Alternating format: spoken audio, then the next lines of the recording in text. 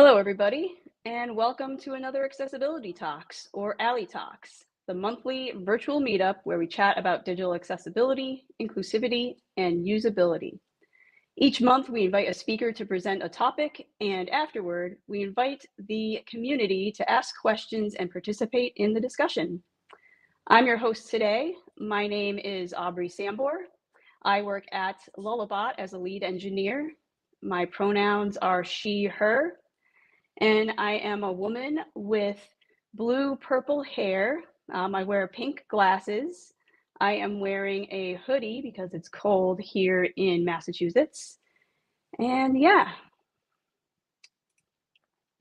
before we get too far into the talk, I want to let you know we have live transcripts available at bit.ly/alitalks-live-transcript. That's bit.ly/A11Y talks-live-transcript. You can look for the link in the chat. You can also enable the YouTube closed captions if that works better for you. Let's take a moment to remind everybody that our group seeks to provide a friendly, safe environment. We require all participants to adhere to the Accessibility Talks Code of Conduct. This includes speakers, hosts, and those watching on YouTube, and folks commenting on social networks. This applies to all community interaction and events, verbal questions, and chat and text channels. This code of conduct can be found at our website at https://alitalks.com/conduct. All participants should be able to engage in productive dialogue and should share and learn with each other in an atmosphere of mutual respect. Got questions? We love questions. At the end of the presentation, we'll take some time for Q&A. If you have a question for our speakers during the talk, there are a couple ways you can ask. During our live talk, type your question into the YouTube chat window. It could be busy in the chat, so please start any questions with the letter Q or the word question so it's easier for us to find during the live event. Add the hashtag #AliTalks, that's A11YTALKS, to Mastodon or Twitter. A huge shout out to Agile Collective for becoming a bronze sponsor of ALI Talks. We appreciate your support. I also want to give a shout out to our AliCat Club members who donate monthly to ALI Talks and to our one-time donors as well. Thank you so much for your financial contributions. Want to see you or your organization recognized as a sponsor of ALI Talks and help fund these amazing monthly meetups? Visit our sponsorship page at alitalks.com/sponsorship to learn more. We also have a new way to give. If your company uses Benevity for matching donations or gifts, you can double your contribution. Just search for ALI Talks and we should appear as ALI Talks by Midwest Open Source Alliance. All right, let's get started. Today we have Jen De Mesquita, nee Sanders, Senior Accessibility Specialist at Thomson Reuters. Got a couple fun facts. Jen plays guitar and is learning to sing heavy metal. That's pretty awesome, actually. And yeah, it's fun. Yeah, too bad we can't do the thing, but cool. She's going to present an introduction to disability studies. All right, the floor is yours. All right, thank you so much, Aubrey, and thank you everyone for being here today. It's a great honor to be here at Accessibility Talks and be able to share all of the things that I have learned as part of my master's program. So before we jump in, a couple of standard disclaimers. So the opinions in this presentation are mine alone. They do not reflect the opinions, views, or positions of my future, past, or current employers or any academic institutions. And while I am speaking as a student of the Disability Studies program at City University of New York, this is information that's being filtered through my lens, my experience, and everything here is, again, my own opinion. I do not speak on behalf of City University of New York, the School of Professional Studies, or the Disability Studies program. And while I am a student of the program, I am not here today as any sort of official representative. And then another note just before we jump in is I want to have a quick talk on language. This is something that many of you are probably already familiar with, but it's important to go over to make sure we're all on the same page. So how we refer to disabilities is relevant within any sort of work with people with disabilities, but also within disability studies itself. It is actually a big topic. So within sort of the broad way that we can talk about disability, it's generally broken into two types. There's person first, so person with a disability, and identity first, disabled person. Which one is appropriate really depends on a lot of factors. The individual you're speaking to, the communities that they are a part of, but then also the countries that you're in. Something that a lot of people don't realize is that this varies between international boundaries. For example, in the United States, person first language, person with a disability, is the norm and kind of expectation. But in the United Kingdom, identity first language, disabled person is the norm. And when you kind of see these international conversations happening, there sometimes can be some contention or conflict where you'll see people saying, well, how can this person really be an activist if they're using person first language? Or, identity first language isn't appropriate. You should be using person first. And kind of what I just want to take away here is that there isn't a universal correct one. It really depends on the individual.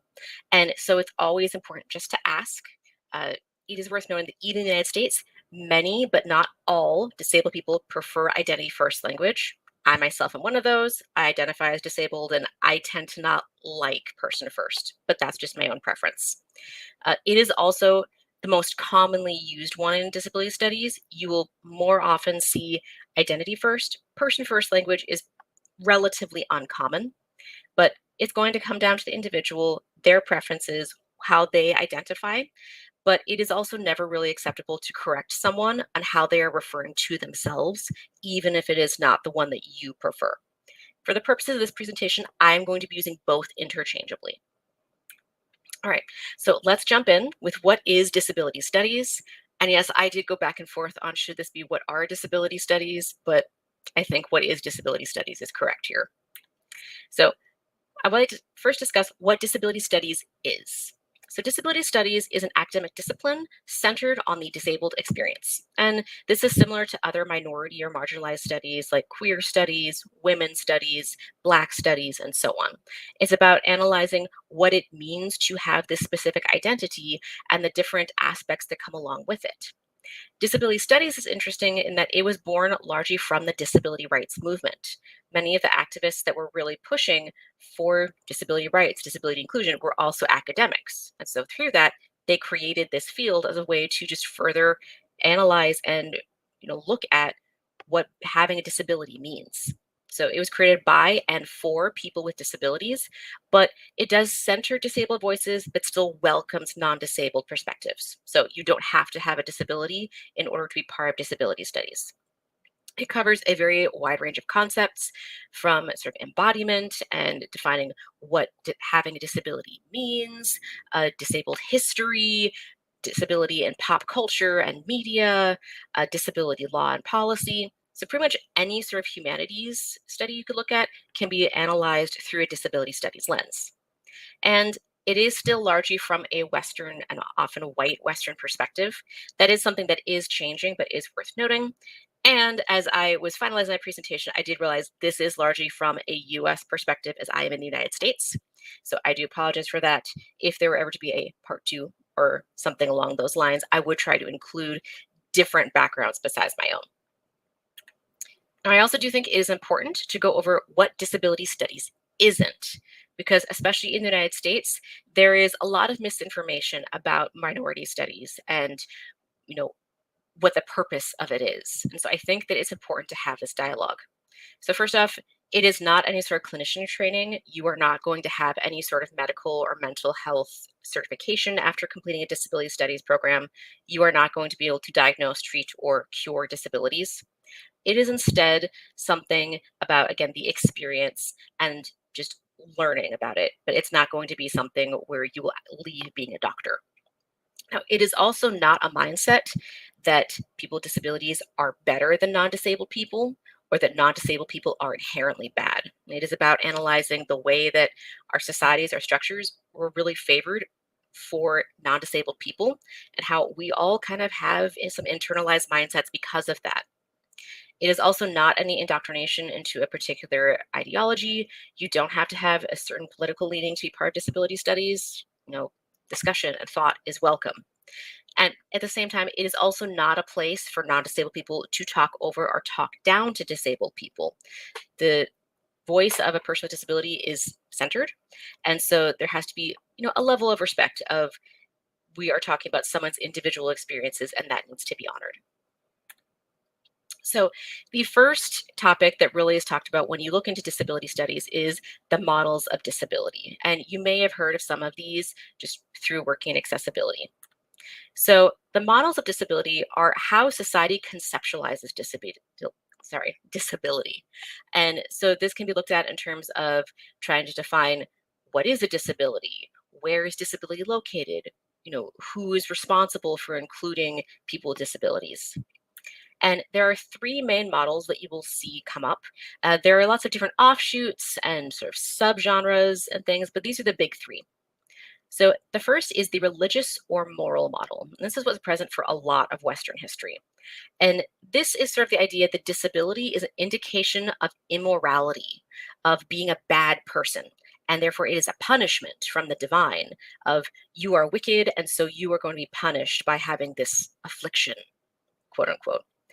Now, at the same time, it can also be that disability is a test of faith, that you are so pure and pious that you are going to, be put through this test to show just how incredibly, moral and religious you are.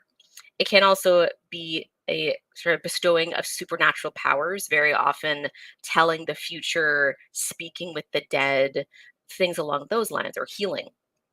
And you may be thinking, well, the supernatural powers isn't such a bad one, but it is still setting people with disabilities apart from, quote, normal people and saying, you're not quite human. You're something else. You're not one of us. And so even if it,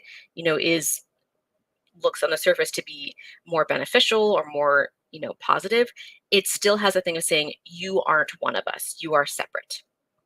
And the religious moral model would say that disability is located in the person's being or their soul, that is just a part of, their very existence to an extent that there is really nothing else. It is what defines them as a human.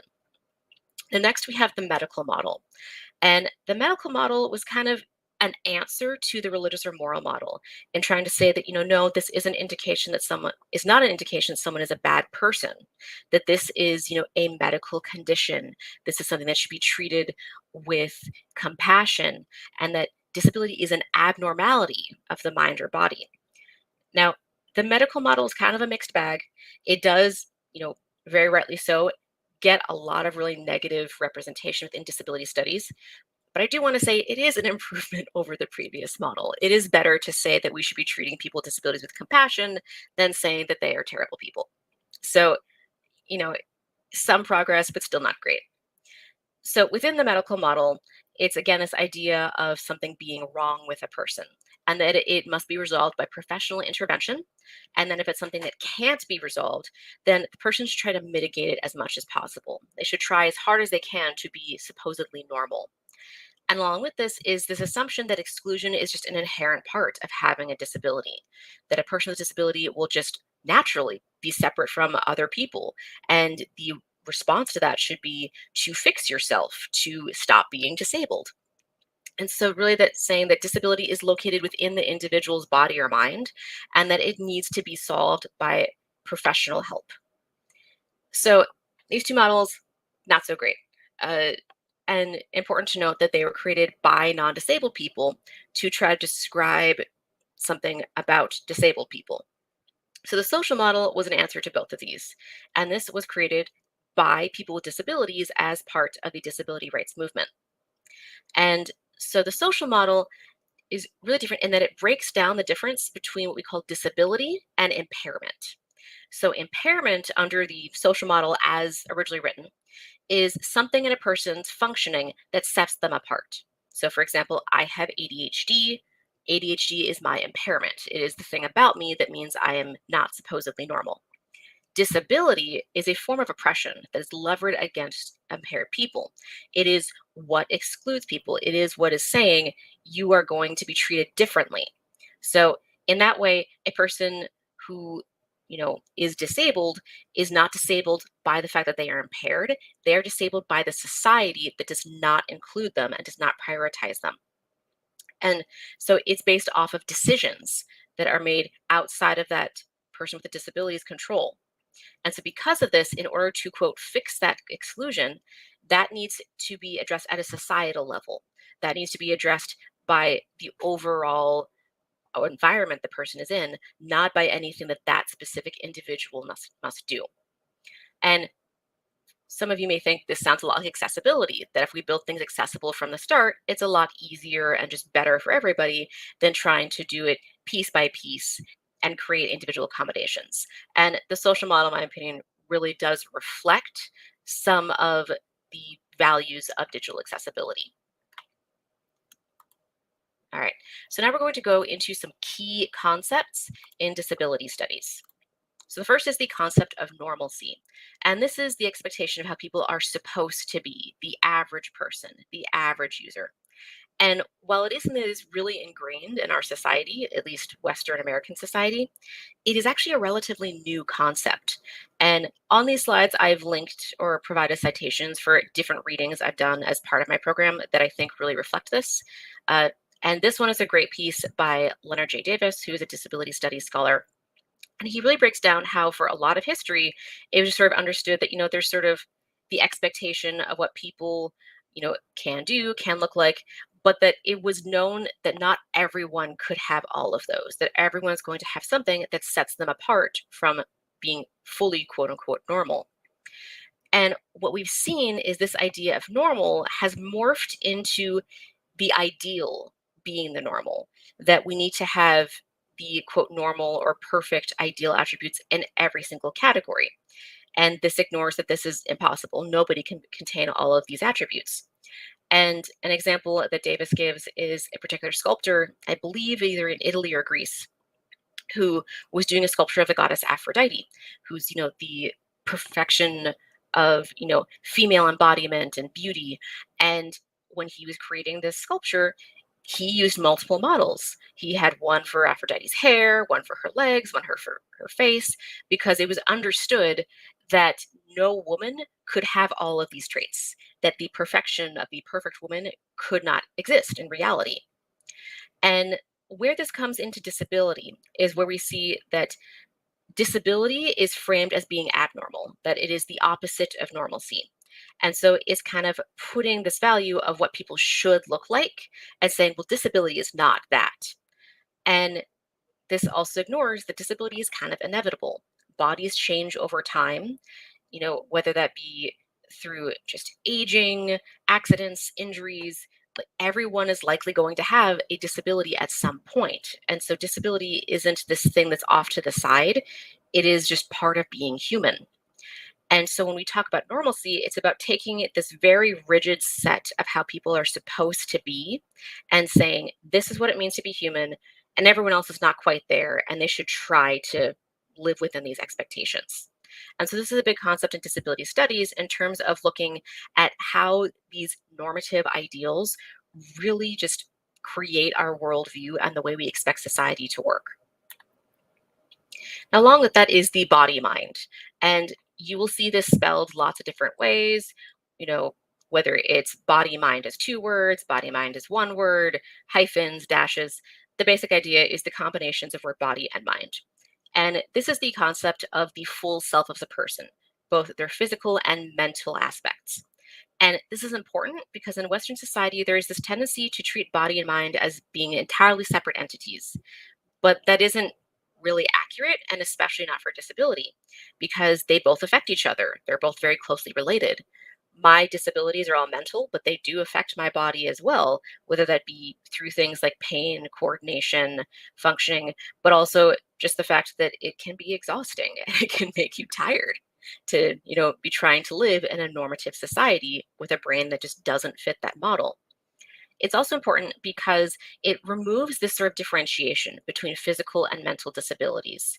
That's something that depending on what you're looking at, can be some source of contention of some people feeling like they don't belong within disability communities because their sort of language doesn't fit them. And so having body mind as one concept is sort of accepting, no matter where the disability is affecting, like we are all being affected by this normative state or this normative ideal, and that we can support each other even if our experiences are different. I'd also like to touch a little bit again on the concepts of disability versus impairment, because this is another one where it does differ between countries. So in the UK, as part of the as written social model, there is still this pretty strong differentiation between disability and impairment. So impairment, again, is the difference in a person that sets them apart from normalcy. And disability is the exclusion, stigma, societal oppression that impaired people face because they are impaired and because society does not consider impaired people. Now, in the US, the word impairment has kind of fallen out of use. The differentiation still exists in terms of understanding that the reason we are excluded is not because that exclusion is inherent, but because of societal decisions. But we don't really say impaired or impairment as much. I know I don't. I personally find impaired or impairment to feel more medically and more stigmatizing. And so I relate to disabled more than impaired. But again, that depends on the individual. And so that's something you may see if you look into disability studies literature, is that depending on where it was written, they may really rely on this impairment language and others may not. Another part of the medical model that we touched on is this concept of individualization. And this is, in general, placing the obligation to fix a situation on the person who is experiencing it. So, for example, if a person with a disability is having difficulty just navigating an inaccessible world, the medical model would say that through individualization, it is that person's responsibility to find solutions, find alternatives, not on society to make things accessible. And even though the medical model was meant to reduce feelings of, you know, blame or that disabled people are bad people, this individualization has resulted in a lot of people feeling isolated or blamed or feeling ashamed that somehow they aren't trying hard enough. That if I just was a little bit better, then I wouldn't be struggling, or that somehow there's something wrong with them or that they're broken. And so this is not great because the whole point of the medical model was to say people with disabilities shouldn't feel bad about having a disability, but kind of because of the way it was structured, it has turned out that way. Um, and along with that is this concept of cure. And this is largely used by disabled poet and author Eli Clare in his book Brilliant Imperfection, Grappling with Cure. It is an amazing book. It's one of my favorites. I highly recommend that everybody read it. It's just amazing. But cure is this belief kind of within the medical model that disability can and should be fixed. And also the assumption that people with disabilities want to be normal or want to be fixed. And the reality is that many of us don't. And again, depends on the person. But this sort of idea of cure or this assumption of people wanting to be cured, it really is based off this idea that disability is an inherently bad thing because, again, it is abnormal, that people all want to be the same when that isn't necessarily the case.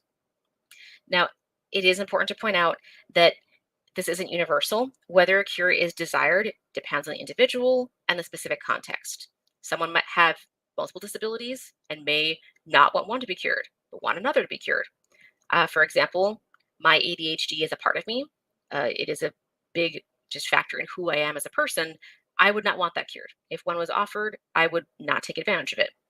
That being said, if there was a cure for PTSD, I would maybe take advantage of that because I would love for my brain to not react in some of the ways that it reacts.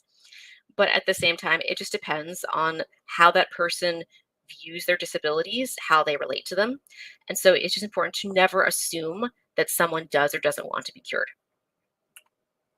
Now, as kind of a counter to this idea of individualization is this idea of interdependence.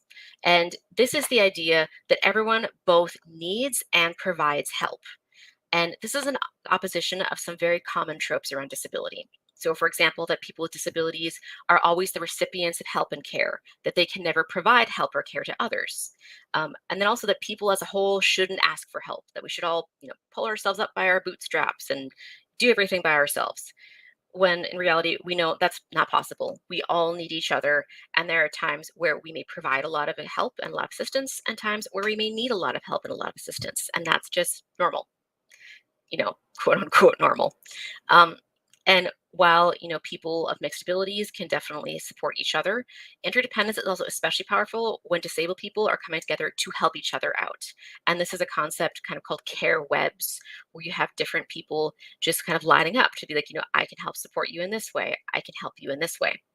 And so it's just this way of rethinking the way that we look at the world, and how sort of just understanding we can't do everything alone. We have to help each other, can just change the way that you view everything. Along with that is also intersectionality. Now, as I mentioned, disability studies is largely based in a Western perspective, but there is a heavy emphasis on intersectionality as a way to change that. So this is a concept that is not specific to disability studies. It was created by Dr. Kimberly Crenshaw, who I believe is specific in Black studies. And it is basically this concept of how overlapping marginalized identities create a completely unique experience. So for example, a Black disabled woman's experience is not just Black plus disabled plus woman. It is something that is entirely different from any of the other combinations. And when you think about it, if you were to frame Black plus disabled plus woman as how you look at it, that assumes that there's a single way to be any of these identities. And that to say, well, you're Black plus disabled plus woman is to say that, all right, you can't be Black and be a woman, that Blackness is only being a man. Disabled, it means you have to be white and be a man. Woman means you have to be white and able bodied. And so when we look at it as just we are more than the sum of our parts, the experience is completely unique. That just opens up opportunities to have dialogue about how these things are impacting different people in different ways. And that it gives us an opportunity to not only understand, this particular intersections experience, but also the way that it reflects on society as a whole. And we also have disavowal. And this is sort of the intentional group's distancing from another group. And so disability is a very common target of disavowal, and largely because it sort of forces beyond anyone else's control, but the powers that be coming in and applying a disability label. So for example, historically, the label of disability has been used to legitimize the oppression, stigmatization of other groups. So for example, white women, enslaved Black people, queer people. I know that specifically for enslaved Black people in the Southern United States, they actually created a whole slew of supposed mental illnesses to justify why slavery was a good thing, and saying, well, these people are disabled, and so we need to help them by enslaving them, which logically, of course, doesn't make any sense, but that was how they legitimized it. And similarly, the way that societies have said, well, women are just too frail and fragile. They, can't mentally keep up with men, and so they have to be protected.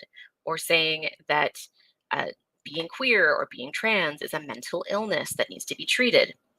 And the result of this is these groups pushing back and saying, no, we are not disabled.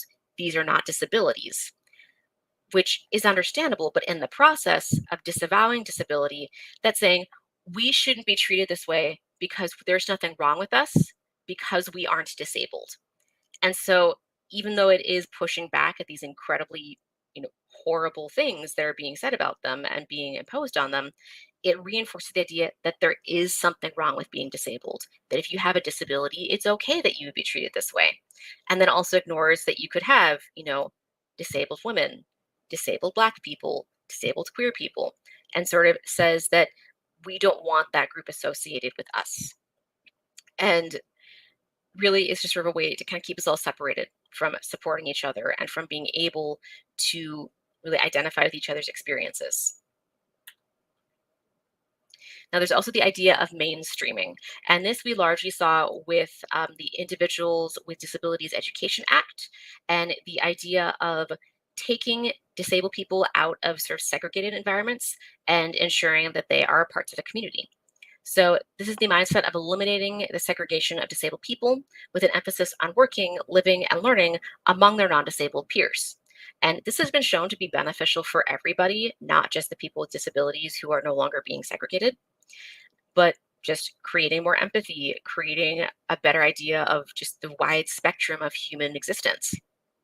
And the idea of this is to eliminate or at least reduce segregated environments for people with disabilities. So in education, for example, of whenever possible, disabled students should be taught with their non-disabled peers. Whenever possible, people should not be put into institutions, they should be put into more community facilities. And so this is a way of just ensuring that people with disabilities are seen as a part of society, not this separate hidden thing that we don't talk about. And lastly, nothing about us without us, which if you saw my 2020 DrupalCon presentation, I, in my mind, famously misquoted as nothing for us without us, which I still cringe to think about to this day. But nothing about us without us. And this is essentially the battle cry of the disability rights movement. And it's interesting that it actually did not originate within disability rights. It originated from the South African anti-apartheid movement. And basically just saying that the people who are being impacted by decisions, by programs, need to be involved. That it really doesn't work to create something for someone without including them. And you can also see that tied back into the different models of disability. The models that did not include disabled perspectives weren't great for people with disabilities. But the one that was created by for people with disabilities is the one that has stuck around to this day and is still considered sort of the backbone of disability studies and disability rights. All right, so now we're going to go into a very short list of events in US disability history. And this is the part where I give a long list of content warnings because the history of disability in the United States is kind of upsetting. So the next 3 slides are going to be hard to get through. And for some detailed content warnings, we're going to be talking about ableism, sexism, racism, eugenics, institutionalization, forced medical procedures, forced sterilizations, sexual assaults, pregnancy resulting from sexual assault, Nazis and the Holocaust, genocide, and the abuse, neglect, and torture of children. So I'm also not confident that I have captured everything in there that could be upsetting. So what I'm going to do is I'm going to set a timer for 7 minutes. You can't see my phone, but that is a timer for 7 minutes. And that's how long I know it's going to take me to get through these slides. So if this is not something you are up to hearing today or ever, that's completely okay. Go away for several minutes, get yourself a drink or some coffee, come back. And if I go through this really fast and we have extra time, we will sit and talk about my dog or something. And if it turns out I cannot get it through all in 7 minutes, we are just going to stop wherever we are and move on. Because while this is important to talk about, I don't want to traumatize anybody. All right, so I am going to set my timer for 7 minutes, starting now. And let's jump into it. So we can't talk about disability history in the United States without talking about eugenics. So eugenics was a, quote, science that labeled certain genetic traits as inferior or superior. And this was aimed at the goal of racial betterment through specific selection of traits when choosing who you would have children with. And basically, it was kind of taking the morality model and putting science on top of it because it really equated these superior genes with moral superiority. And as you can imagine, it viewed whiteness and lack of disabilities as superior, as the ideal, as the goal, as quote unquote normal. Now, this also created the classification of feeble-minded. And this was based off of this alleged genetic or genealogical study they had done with a single Revolutionary War soldier who had children with 2 different women. And one line of this family was, upstanding moral citizens, and then the other were, criminals, poor people, chronically unemployed, and all these things. And so the way they framed that was saying, oh, well, it must be because these women, one was morally superior than the other, and that this other woman must have been feeble-minded in that she looked normal, but she was really mentally and morally deficient. And there was all this sort of, fear about how do you identify a feeble-minded person and all these different hierarchies of what feeble-minded meant. That's actually where we get the term idiot, moron, imbecile, was that those were different levels of being feeble-minded. And so this equated being poor, unemployed, mentally disabled, committing crimes with genetics, that this was just built into your genes and you were inherently a good or bad person.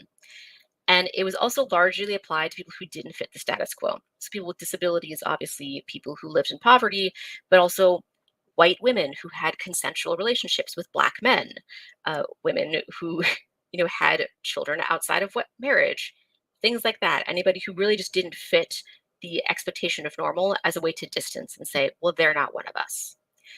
And one thing to note about eugenics is that I know looking back, we tend to think, oh, well, this is this really tiny little niche and, it was only the small subset. No, eugenics was widely popular and widely accepted. It was considered the truth of the time. It formed a lot of different laws and policies. At county fairs, you would have these supposed like or what was it the exact phrase? But basically these contests to determine the genetic fitness of a family and determine, who had the most racially superior family and just all this gross stuff. Now, as I mentioned, this affected law and policy. And one of the cases that really is sort of the center of eugenics is the Carrie Buck case. So Carrie Buck was a teenager who was raised by foster parents. She had a child out of wedlock after she was sexually assaulted by her foster parents' nephew. And because she had a child out of wedlock, she was labeled as being feeble minded. And so she was placed into an institution where her birth mother actually also lived. And I believe her birth mother was there because she engaged in sex work.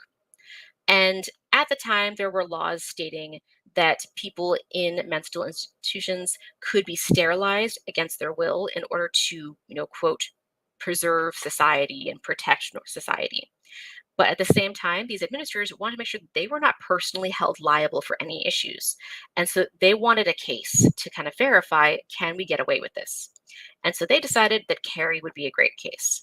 So the administrator of the institution was like, hey, I would like to forcibly sterilize you. And Carrie said, I would not like that. And so it created a court case that made its way up to the Supreme Court in 1927. And the court ruled that, yeah, this was completely fine. They could sterilize Carrie against her will and gave us the very infamous quote, 3 generations of imbeciles is enough. It's especially tragic because Carrie had no chance. The lawyer representing her actually was also a eugenicist who was in on the whole thing. So she had no chance. This was going to happen regardless.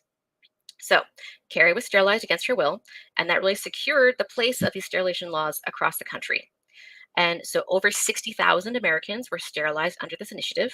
It started with people with disabilities, but then was also moved against Black people, Native people, and mostly women. The last law was repealed in Oregon in 1983, with procedures still happening as recently as 1981. And the Buck ruling to this day has still not been overturned. Laws like this could still be put into place, and there would be nothing saying that it's wrong or unconstitutional. And lastly, we can't discuss eugenics without discussing Nazis. Yay. So Nazi leaders were really impressed with the US sterilization programs, so much that the eugenicist who developed this program in the US received an honorary degree from the University of Heidelberg for his work in quote unquote, the science of racial cleansing. And this motivated them to develop their own programs. And this included the strict tracking and categorizing of people with disabilities, prohibiting people from marrying, and then also forced sterilization. And this also gave them an opportunity to begin testing their goals of genocide. So they would take disabled children who were in institutions and put them in situations of extreme neglect until they either died of starvation or exposure. And then they would also take disabled institutionalized adults on field trips to early versions of the death camps. And this is actually where the gas chambers were first developed before they started being used on larger populations. And so this, along with the US sterilization program, kind of shows how people with disabilities and many, in some contexts, are kind of viewed as the test case of how far can we go with this? Are we going to be able to get away with this? And in these cases, unfortunately, they were. All right, so we still have about 20 seconds, but we are done with the really disturbing stuff. Thank you for, coming along and sitting with me through that. I know that was rough, but I do think it is important for us to realize like what sort of the reality is and some of the difficult and terrible things that have happened to people with disabilities throughout the world.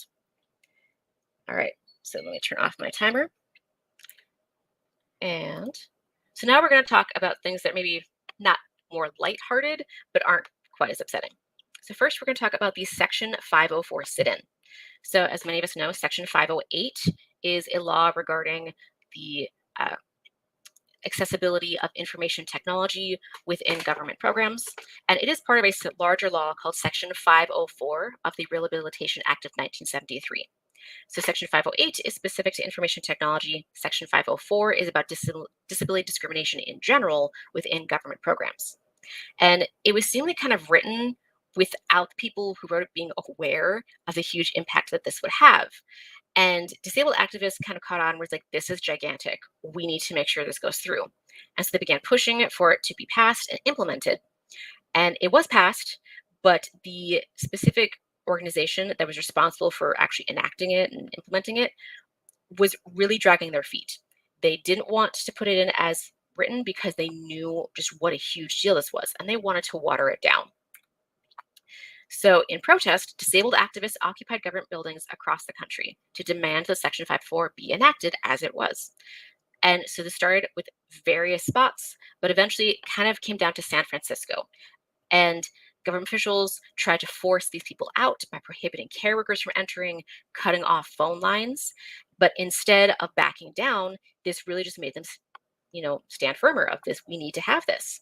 And local groups that were not associated with, disability activism would assist. They would bring food and supplies and assist where they could. And then activists, because the phone lines were cut off, would be communicating outside of the windows using ASL. And so it was just this amazing sort of cross collaborative effort of different groups coming effort to say, no, this has to be done. And the occupation lasted 25 days. And that was when the department finally caved and they agreed to implement Section 504 as is. And so Judy Heumann was a part of this, an amazing activist, and she writes about this in her memoir, Being Human. I would highly recommend reading it because there's just so much in there that it's so great to read about. Similarly, passing the ADA was also a really just collaborative effort. And this was based off of years of talking with people with disabilities and their families about their stories. And this was largely done by Justin Dart. And this was a bipartisan effort. This wasn't just one side. And as it was being written and as it was, kind of being negotiated, there was a lot of kind of discussion about keeping some people out, specifically of saying that people with HIV and AIDS would not be covered under the ADA. And the people involved were saying, no, we will not allow that. We will not leave anyone out. And said, either you include all of us or you include none of us. And this also included the Capitol Crawl, which is a demonstration to show the importance of disability rights, where people with disabilities crawled up the Capitol steps to show the barriers that were being faced. And so the ADA was passed, but the version we have is watered down. The original did require that all buildings be accessible within 2 years, no exceptions, none of this sort of grace period that's been going on forever. And then it also allowed people with disabilities to sue for damages against discrimination, which again has been watered down. If you are discriminated against because of a disability, to the best of my knowledge, you cannot say, I'm suing you for $1 million. You can just say, I'm suing you to cover my legal costs and then also to improve your programs. All right, so now I'm thinking, Jen, how does this fit into accessibility? This is great information, but what do I do about it? So some takeaways I would like you to just remember from this is that disability encompasses everyone. We are all likely going to have a disability at some point, but there also isn't just one disability community. There are many that then work together for common goals. Disability history has largely involved people without disabilities making decisions on behalf of disabled people. And this has created a lot of problems. However, the biggest gains have been made when people with disabilities have been able to speak for ourselves and have a say in things that affect us. And so what I would like you to take away is that digital accessibility needs to prioritize the input of disabled people. The most recent WebAIMS survey, I believe, said that 29% of digital accessibility identify as having a disability. That is actually slightly higher than the CDC's numbers of 28% of the population being disabled. But as a community that is supposed to be about centering disabled voices and really advancing disability, uh, the access and inclusion of people with disabilities, I think we can do better. So, what you can do going forward is listen to the perspectives of people with disabilities, regardless of whether they are actively involved in digital accessibility or not. Push for the hiring, educating, training, and overall inclusion of disabled people within our field. And then question normalcy wherever it arises. Anytime you're making assumptions or talking about the average user or the ideal user, take a step back and think about, what does that actually mean? What assumptions am I making about the people who are going to be using this? Be open to being wrong and having your views changed. That happens to me on a daily basis, it feels like, both in my professional work and my academic work. But also, don't be afraid to question the things that you take for granted. This isn't about being perfect or saying that someone is good or bad. It's about growing and just trying to make the world a little bit better wherever we can. And sometimes that means that I made a mistake here. All right, so I do have a list of recommended reading, but I believe we were actually over a little bit on my time. So I will leave this here in the slides, and hopefully those will be shared out with you. But all of these are really great resources. I would recommend taking a look at them if you have any interest in disability studies at all. All right, so it's time for questions, and I'm going to get a sip of water. Great, thank you very much. I know we have some questions coming in, but I know there's a little bit of a delay with our systems, so I'm waiting for them to come in so I can ask them. All right, there we go. That was nice and quick. So how long did it take you to finish the degree program? So I have not finished yet. I am in my second to last semester, and it took me 5 semesters. If you are talking specifically about the program at City University of New York, it is 10 classes, and then they recommend a maximum of 2 classes per semester. That can be pretty strenuous, so I know a lot of people don't do that, but I should be graduating in May if all goes well. So 2 years exactly. Oh, nice. What classes were the most interesting to you in your program so far? Oh man, that's a tough one because they've all been really great. But I really like disability embodiment, because it's sort of this idea of like framing how disability is, like how you embody disability, how you live disability, what it means for you to have a disability. And it's just such a very broad swath that I'm still not entirely sure what embodiment means, but it was just really interesting to read about the way that people experience having a disability and what it means to them, and just the different ways they, view it through society.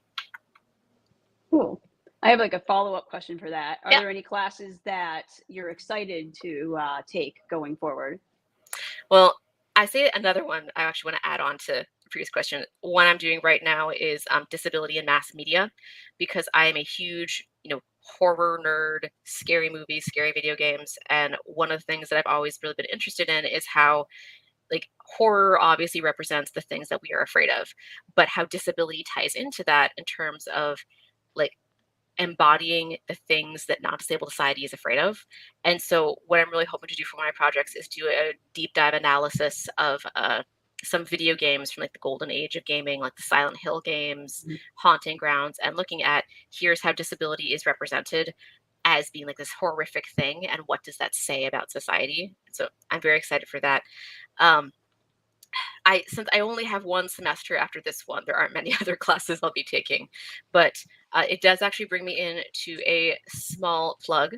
One of the opportunities that we have in this program is to actually do research. And one of the options I have is to do a research project. And mine would specifically be the perspectives of people with disabilities within digital accessibility, on just the digital accessibility community, the profession. Do you think it's fitting your needs? Where are things that could be improved? And so I do not know whether the study will be happening or not yet. If this is something that you think you would like to participate in, please reach out to me on LinkedIn. You are not committing to anything yet. This would just be, if the study goes forward, I could reach out to you and ask if you would still be interested. But that's something I'm interested in doing. And then I will also be doing disabilities and the humanities, which be more kind of disability throughout different parts of academia and art. And I think that'll be really interesting as well. Cool. Did you find it difficult to take the classes online versus in person? So the program at CUNY, City University of New York, is entirely online, which I prefer. For me, with my ADHD, it is just very hard for me to like actually just sit in a standard classroom environment. It gets to a point where it just feels like my skin is crawling off my body. I can't do it. And so the benefit of the online program is, for me, that it is completely asynchronous. So there isn't a set time that you have to be there. You can just do it whenever you want. And so, if on weekends that means I'm up at 5 a.m. reading, I can do that. And that's really worked out for me. So I highly prefer online programs, but it does require a little bit more diligence in scheduling when you do things, because you don't have that designated class time of here's when I go to class and here's when I do the thing. You have to make sure that you are doing it on your own. Yeah. What things shocked you the most during your studies? What were things that you didn't know before? I think the thing that shocked me most was the way I started to see my own opinions changing, because I definitely went in having this, I pretty much know everything they're going to tell me. It's fine. No, that's not the case at all. And having these really strong, well-formed opinions on things, and then realizing there is a lot more nuance and a lot more gray area. And so kind of realizing like, oh, like I don't know how I feel about this anymore. And so that was the biggest thing, is just realizing that without knowing what's going to happen, I'm going to leave this program changed. And I think that's what any educational program should do. But I hadn't really understood the extent of it, because now basically with almost everything, like, there's a lot of nuance. Mm-hmm. Like I find I don't have very hard opinions on a lot of things anymore.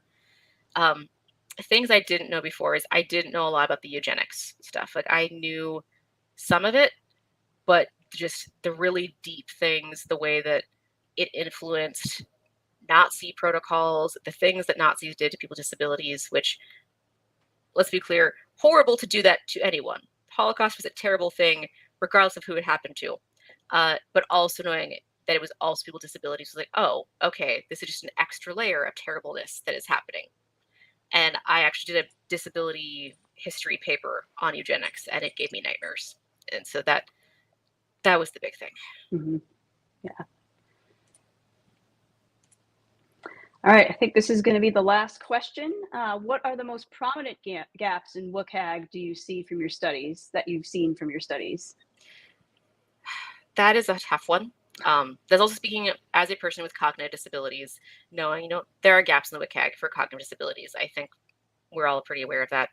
But I think a lot of this is also related to just sort of the way that we are framing the conversation about what makes something accessible, because we cannot have 100% accessibility. We know that. But when we are looking at the WCAG and even laws that are based around the WCAG, it is, if you have one violation, that's a failure. And so I think that's sort of, it's setting up against sort of this normative conversation of you have to have perfection when we know we can't. And so I think that sort of a gap is just us understanding like that accessibility isn't about getting a perfect score. It has to be about the processes and the journey. And okay, you have a violation. What is your system for fixing that? And I think that's the bigger thing. But also I think just the way that there is kind of just like, and there has to be, because we have to have stuff that's testable, obviously, but sort of like the strict definitions of, you need this and this and this and this. It's like, but everything is more fluid. Everything is kind of, it depends. And I feel like in some ways the WCAG is still very binary. That's either it is or it isn't. There isn't as much room for, it kind of is, it kind of isn't. Yeah, I totally agree with that. I definitely have the same thoughts about WCAG. So yeah, definitely not a binary. And then, A lot of things are a binary. yeah, So yeah. there is actually one question in chat I would like to answer if we have a little bit of time. Yeah, I could do that. Yeah. So this is, did you decide to pursue this degree to understand yourself and others regarding disabilities? What reasons did you have going into it? And did those reasons change? And so that one is close to my heart, because the reason I entered the program was like, I've always had ADHD. I've always had mental illness, but it was only relatively recently that I recognized that I received my diagnosis, and I began to label, like, yes, I have mental disabilities. And so for me, it was wanting to catch up a little bit on some of the experience and to learn the things that it feels like I didn't get because I didn't have that identification, but also kind of wanting to learn more about, in some ways, what is my own history and the things that affect me, and to get, like you said, a better understanding of myself and just disability as a whole and the things that people with disabilities face. Um, so those are the reasons, and I still think that those are largely the reasons. I think it also kind of changed of really wanting to push for more cross collaboration, because I do see some segmentation between, disability studies, digital accessibility, and to an extent, even the larger disability communities, and wanting to bring those together and be like, we all have different expertise, we all have different viewpoints, but we can all work together because we have the same common goal. And then also working with other groups that are fighting for civil rights and saying, we may not have the exact same struggles or the same battle, but we all benefit when people are, free. And so we should all just be collaborating and working together. And that's become sort of my passion project, is inspiring, or maybe not inspiring is the right word, but helping to create those bridges between groups so that we can work together just to create a better world. Yeah, I definitely agree with that. And I'm glad we asked that last question, because that was a good way to end the talk today. So thank you so much for coming, and thank you for your talk. It was very informative. Yeah, thank you for having me. Yeah. So just a couple more things before we wrap up for the day.